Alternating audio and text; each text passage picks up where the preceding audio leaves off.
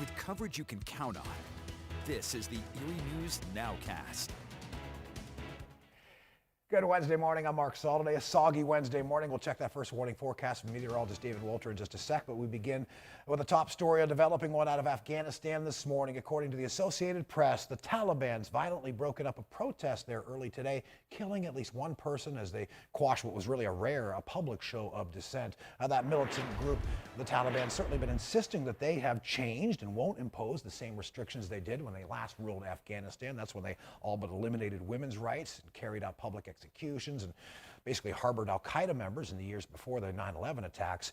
But of course, a lot of Afghans still skeptical about all of this. That violent response to this protest today, again, one person killed, at least 7 others hurt, expected to only fuel those fears of Afghans. Thousands of people have been flooding the airport in Kabul, as well as border crossings in Afghanistan, just trying to get out of that country, with many others just reportedly hiding inside their Afghanistan homes. Elsewhere, nearly 2,000 people are dead, 10,000 more hurt after that massive earthquake rocked Haiti over the weekend, and it's led to what is now basically an unfolding humanitarian disaster. That's because relentless rains from Tropical Storm Grace have been triggering flooding and mudslides in Haiti. Roads there, many of them turned into rivers, and it's all set back those life-saving relief efforts. New this morning, Republican governor out of Texas, Greg Abbott's tested positive for COVID-19. That's according to a statement released by his office. He's fully vaccinated, they say, gets tested on a daily basis. Abbott says he isn't suffering from any symptoms, and despite that positive COVID test result, says he remains feeling pretty good overall. The Transportation Security Administration, the TSA, extending that federal transportation mask mandate, and it's going to go right through the middle of next January. It was actually set to expire September 13th. The FAA now says it's gotten upwards of 2,800 reports of passengers violating that mask mandate just this year. Well, here at home, you may have noticed some school districts posting signs about their search for school bus drivers. It's actually a years-long trend that only seems to have gotten worse during the pandemic. This morning, Erie News Now's Molly Samora takes us inside the General McLean School District's push to avoid any sort of troubles connected to a bus driver shortage. Right? Nobody has employees. You know, you see signs everywhere. You know, everybody's hiring, everybody's upping the starting pay, everybody's paying bonuses, everybody's fighting for the same pool of people. General McLean School District's transportation manager Nancy Ekstrom tells me they're like everyone else, needing more school bus drivers. Trying to do what we did 3 years ago with about 8 fewer drivers that we have right now. With the school year around the corner, there isn't much time to find those drivers. So she tells me they're doing the best with the ones they got. We have what I'm calling double plus runs. In other words, we're going to go out, we're going to get a group of kids for the high school and middle school, we're going to bring them in, that same bus is going back out, getting another group of kids to bring to the high school, middle school. So buses are going to be very full. Trips are going to be long. You know, the kids are going to be on the bus a little longer than they're used to. They're going to get cozy with some of their friends, you know, because those buses are going to be full. Ekstrom tells me riding a school bus is the safest way to get students to school. So it's crucial they have the routes and drivers to pick up the kids. If you hear people coming in and saying, yeah, I'd like to do this. And as a matter of fact, in this past year, we've only had 2 applications. You know, that's rough.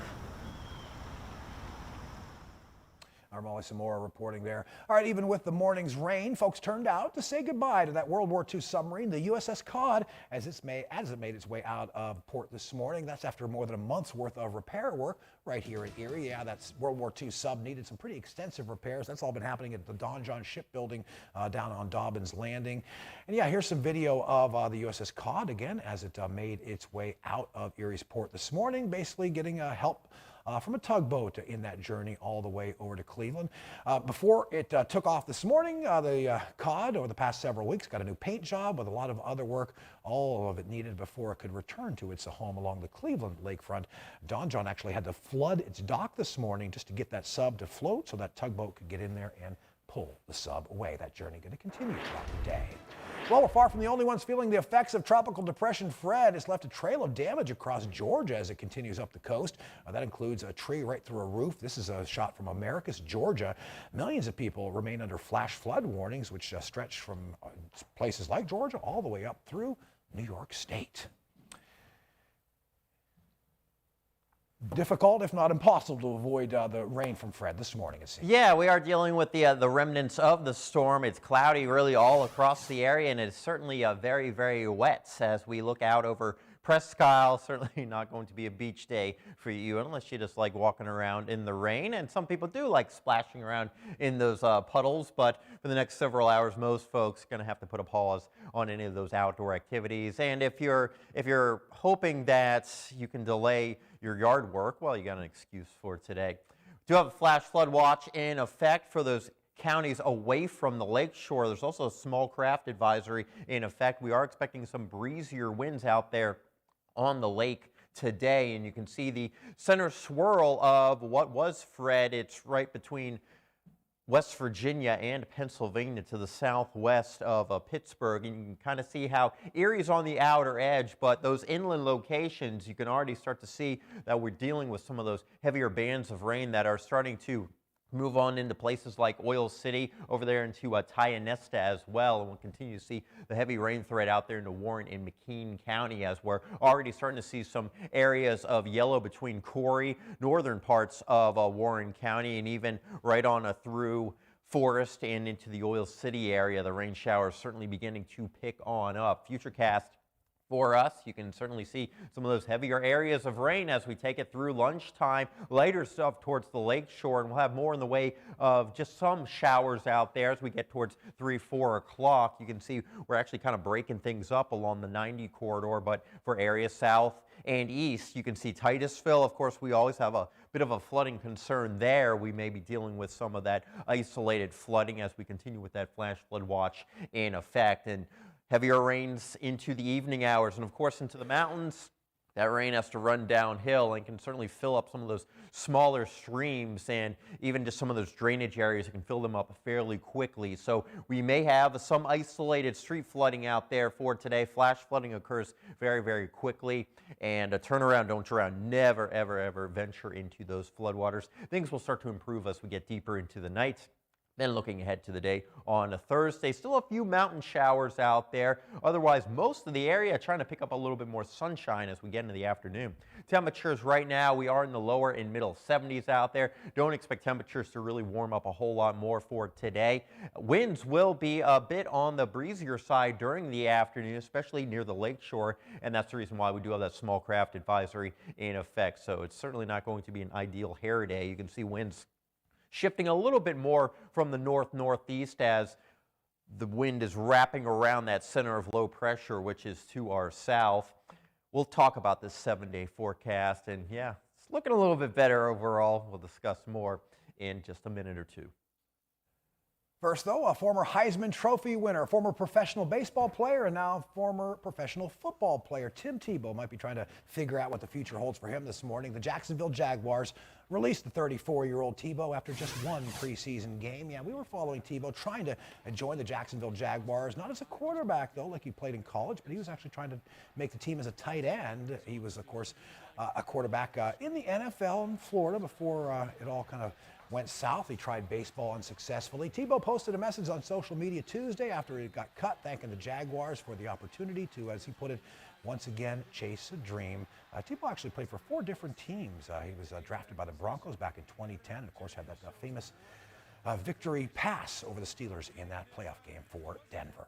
All right, may still be summer. Pumpkin spice season, though, is already picking up steam because it starts today.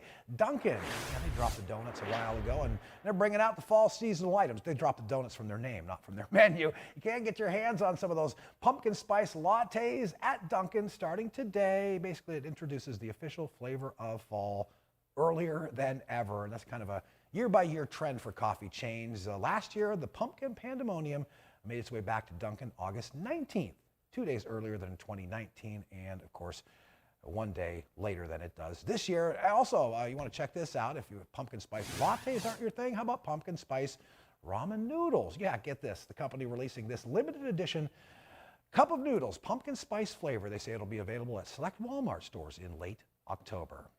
Yes, no, somewhere in between, David, on that? Yeah, that's definitely a no. Yeah, no for me. down. I wonder if they pump more sodium into it. That's like the most You can't. sodium-filled thing No, that you can that's eat not on the possible. planet. No. But, you know, if everyone's going up, It'd be like Yeah, absolutely. You can see that we've got those showers that will be heavy at times, especially for those inland locations. Not overly concerned about the risk of flooding here in Erie, but those inland spots where we will be dealing with those heavy bouts of rain during the afternoon, that's where we will have some ponding of water out there for sure.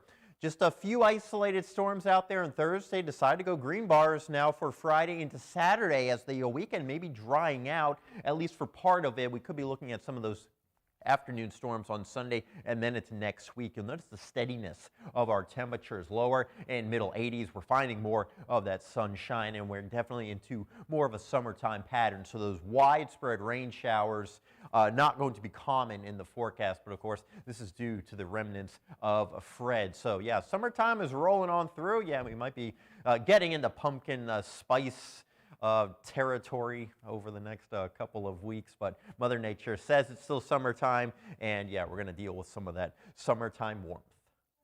Well, today might not be so bad with all the wet weather out there. But anyway, thanks for joining us here on Facebook Live. We'll do another edition of the NOWCAST about this same time tomorrow, and do want to give you a heads up that we've got 30 minutes of news coming your way at noon on WSEE. I'm Mark Soliday. We'll see you back here tomorrow morning.